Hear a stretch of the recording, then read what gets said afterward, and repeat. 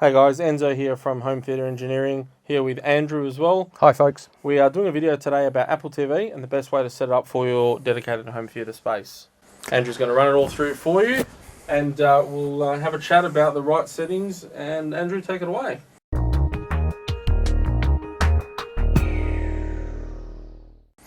Okay, so a lot of our customers and a lot of people at home obviously have got Apple TV, and what we're finding is a lot of people are getting very confused about the settings and they're seeing some strange results on their screen. There are some good videos on YouTube, but we thought we'd do some for our customers and for those people who have subscribed to our channel, and thank you for doing that. If you're new to our channel, please hit the subscribe button and ring the bell and stay in tune.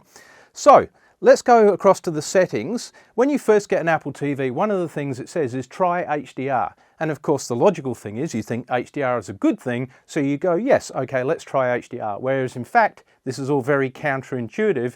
The correct answer is no. So let's go and have a look at the video and audio settings. All right, and if we come down here, you'll notice that we've got this one set to 4K SDR. Why would you do that? I'll come back to that in a second. The next output is normally YCBCR. You wouldn't really change that except under some fairly unusual circumstances.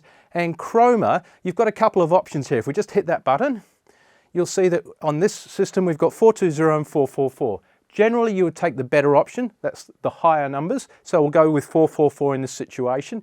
That should give us a better picture. However, if your picture appears weird or blotchy, you've got strange colours, then go back to the other option. All right, now this is the important one down here. Match content, so match dynamic range and match frame rate. These should both be on, okay? So put them both to on and back to the menu again. Now, when we go to the format 4K SDR, here you would select your options as either 4K SDR 50 Hz or 4K SDR 60 Hz, which is down here. Either of those are acceptable providing your cable will handle these frequencies for your particular display. All right, now we've set it to SDR, you're probably going, but Andrew, I've got an HDR display. Well, hang in there. What we've got with us today is a Vertex by HD Fury, and I'll just kick that into gear here. Right.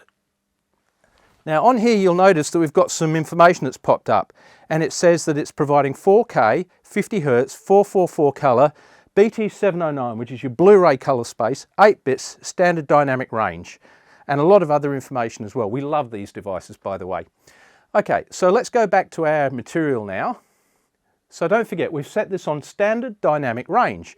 And the good thing about that is the menus and other information actually appear in the correct colour space. Now, we're going to go to a movie called Brightburn and we'll hit play. At the moment, notice we're still BT709. Watch what happens when we hit play. All right. So the information disappears.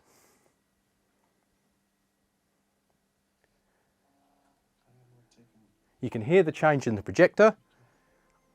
And now look at the information we've got here. 4K 23.973, so 24 Hz, 422 colour, which is correct for that source material. BT 2020 container, it's actually DCI P3 colour space in the BT 2020 container. Now 12-bit colour, high dynamic range. That's odd. We set the Apple TV on standard dynamic range. But because we set the other settings to match frame rate and match dynamic range, it then says, okay, I will now match the content and output it at the right level. The beauty of this, as I said, is that your projector or TV will then switch to suit the source material. Now, if you don't do that and you opt for high dynamic range for HDR, it forces your TV and projector into that HDR color space, the high dynamic range. And the problem with that is that it doesn't matter what your source material is, it forces it to HDR, and that can make things look a little bit weird. The advantage of having forced HDR all the time is you don't have your projector or TV going through the handshake as it negotiates. So it does eliminate that, but things look weird. Even the menu can look blown out and strange. So we personally prefer that the source material gets seen as it was intended. So there you go, folks. It's a fairly simple video, fairly simple steps. 4K SDR, YCBCR, 444 Chroma, and match frame rate and dynamic range, and then your Apple TV will output all of the material correctly, exactly as it was supposed to. All right, feel free to comment below. Don't forget, as I said, please subscribe, ring the bell, and of course, if you've got any subjects that you want us to talk about here at Home Theatre Engineering, please comment below, and we're always looking for new topics and information that we find that people are sort of scrabbling around for.